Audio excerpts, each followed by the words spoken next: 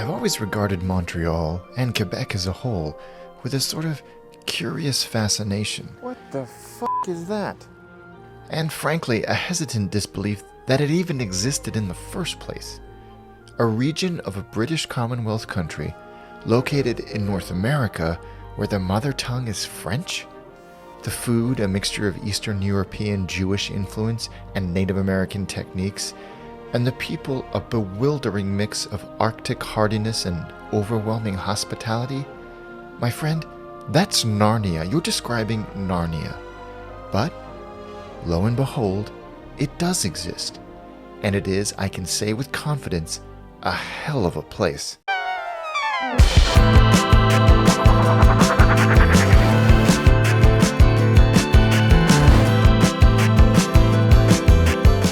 Montreal is served by Pierre Trudeau International Airport, an unattractive but functional hub located about 20 kilometers outside of the city. This isn't a particularly well-connected airport, so your transport options are rather limited. Conveniently, taxis to and from downtown are charged a fixed fee of 40 Canadian dollars. Uber is also a strong bet, and there's a dedicated Uber area at the departures level.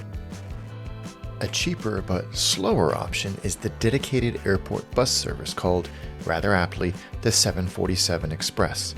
The fare is $11 and you can buy a ticket from the automated dispensers on the international arrivals level or on the bus itself. But on the bus you'll need to pay exact change in coins, so maybe spend the extra 60 seconds to buy a ticket from the machine. The Montreal metro system is allegedly based on the Paris metro system, and that's no bad thing. Both are perfectly robust, functional metro systems that will get you to most corners of their respective cities. A single ticket will cost you $3.50, and that is good for unlimited transfers on the metro and buses in the same direction for up to 120 minutes.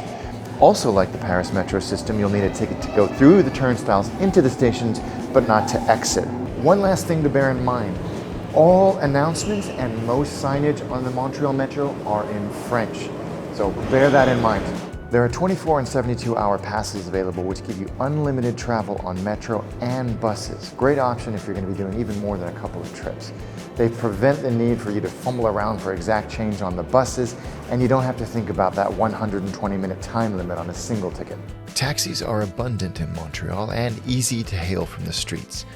While most taxi drivers will understand addresses in English, it is important to bear in mind that a lot of cabbies won't speak a whole heap of English. Remember, French is the official language of not just Montreal, but all of Quebec. But don't fret. With some patience and politeness, you'll get where you need to go. Oh, and don't forget, in Canada, as in the United States, it is customary to tip a taxi driver approximately 15% or even slightly higher. If you're a little uneasy about all that, I have good news. Uber is available in Montreal, and that removes most of the linguistic awkwardness from the equation. And as a bonus, most Uber journeys are noticeably cheaper than taxis as well, so you got that going for you too. Walking is the best way to get around this wonderful city in the right seasons. During the summer months, on foot is by far the best way to explore Montreal, from the dense boulevards of downtown to the narrow streets of old Montreal. But during the winter, it is a completely different story. Walking is a treacherous adventure. Icy sidewalks can make for some spectacular stumbles. Yes, you will see confident Quebecois striding through the tundra without a care in the world, but you will be sliding around like a newly born foal. So be careful. Rather unusually for North America, you could also be arriving or departing in Montreal on a train. From Montreal Central Station, you can travel within Quebec or beyond to the likes of Toronto, Halifax, or even as far afield as Winnipeg and Vancouver, believe it or not. It is a rare treat when an episode is sponsored by a product that I actually already use and would talk about anyway. Seriously, that never happens. Mobile games don't count. Now, as I'm sure you can imagine, I am extremely picky when it comes to my luggage. I travel a lot, and I cannot have my carry-on throw up all over itself in the security line at some backwater airport in the Yucatan. But I also do not want my luggage to look like I'm transporting live human organs. Seriously, enough with the bulletproof luggage, people. My weapon of choice is the Carl Friedrich Carry-On Pro. It has this tough polycarbonate exterior shell, which means I can throw it around like I usually do with my luggage, but it's also got these lovely leather accents, which kind of class it up a little bit. And if you give them a little bit more money, they will personalize for you. I've done mine, and I would love to hear in the comments what you think the I stands for. It's also got this external hard shell for quick access to things I'll need at the airport, laptop, passports, that kind of thing. And hear that? No, you don't, because those are silent Japanese Hinomoto 360-degree spinner wheels. Silent. If you click on the link below, you'll get 10% off all Carl Friedrich products at carlfriedrich.com. But go quickly because this offer is only good for 1 week.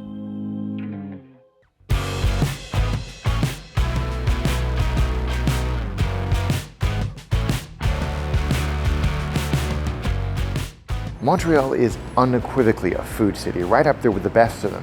They claim to have more restaurants per capita than any other city in North America, and Anthony Bourdain himself referred to it as the food capital of the world. That's high praise indeed.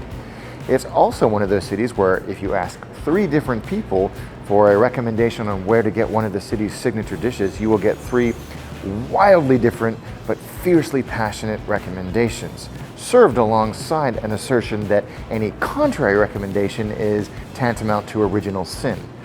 This is a city full of people who love food, who are knowledgeable about food, and will not accept mediocrity. And that is not a bad thing. And there is really only one way we can start our culinary stomp through Montreal. Poutine. I am 43 years old and I've never had poutine. I'm 43 years old and I have a YouTube channel. But I've never had good poutine for a reason, and it's a damn good reason at that. For 43 years, I have refused to eat poutine unless I was here in Montreal. But I am here, my time has finally come. There's a couple of weird things about poutine. It's very young. It's only first appeared in the 1950s, and when it did, it was roundly derided and sneered at by pretty much everyone who wasn't a Québécois. How the turntables. Now it is lauded and appreciated and craved and consumed all over the world. Traditionally, the most basic interpretation of poutine, medium cut French fries, cheddar cheese, curds, and gravy, usually beef or chicken. But the very nature of the dish is just ripe for riffing and interpretation and variation and bastardization. But before you go too off-piste, like Greg has, I implore you to try the classic and then go off, because it doesn't get better than this. So what do you do after eating your own weight in cheese curd? Well, you wash it down with bread, of course. Bagels. When you've experienced a good one, having a bad one or even a mediocre one will put you in a terrible mood. Or maybe that's just me, I don't know. But anyway, the good news is Quebec is home to some of the best bagels in the world. Now, the Montreal bagel, much like its New York counterpart, was brought to North America by Jewish immigrants. But unlike its New York cousin, the Montreal bagel is smaller, thinner, sweeter, and denser, and always cooked in a wood-fired oven. Now, the difference in flavor and texture is a reflection of the different areas of Poland where the immigrant bakers learned their trade. But no matter what, when you're in Montreal, you have to start your day or finish your day, this place is open 24 hours, with one of these beautiful, perfect bagels. God, I love bagels. And finally, ignoring the pleas of my cardiologist, a call at a local institution to finish the job. / finish me off. Canadians have been smoking meat for centuries. Early French-Canadian settlers picked up the technique from Native Americans as a way of preserving and flavoring meat. In the 1930s, Jewish settlers or immigrants brought a technique with them from Eastern Europe, and that's the style that you see predominantly in Montreal today. It's beef brisket that's been salted and cured and then left for a week to absorb all of that wonderful flavor. Then it's hot smoked to cook it through, and then finished with this steam right here in the restaurant. The classic way to have it is in a sandwich stacked full of that wonderful brisket, or if you're feeling particularly saucy, with poutine covered in that wonderful smoked meat. I didn't think you could make poutine better, but they've done it. Oh, Canada, both the accolades and reputation are well deserved. And although I might be digesting this meaty, cheesy, carby food baby for months, I'll be remembering it for a lot longer. And while it is impossible to convey the breadth, depth, and depravity of Montreal's food offerings in the few minutes we have available to us, these dishes, these noble and glorious dishes, are a great place to start.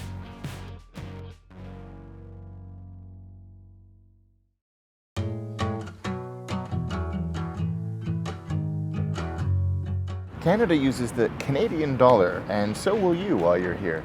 Now, if you've been to other Canadian cities, Toronto and Vancouver, for example, Montreal will feel noticeably cheaper.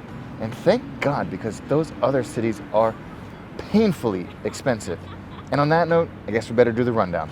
A cup of crispy Canadian coffee will cost you around $3. A glass of beautiful Canadian beer will cost you around $6.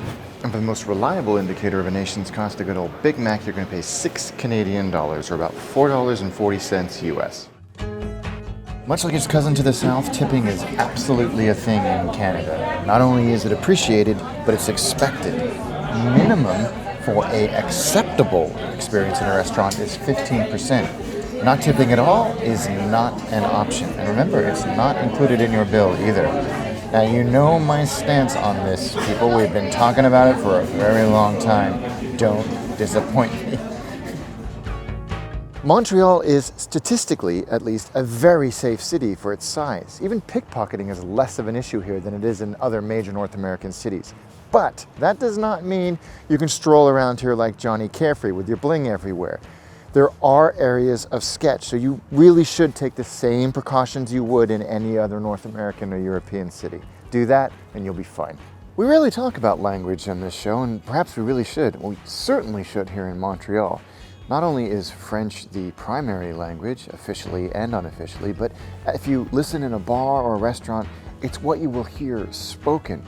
But don't let that intimidate you, because if you can open with just a few pleasantries in French, whatever you can muster, you will invariably get in return perfect English. Almost everybody here, especially the younger generations, will speak just as good English as you or me. So don't let that intimidate you, but it is the done thing to really try and open the conversation with French. It's respectful, and it's really not that hard to come equipped with just a few words. Bonjour. Like that.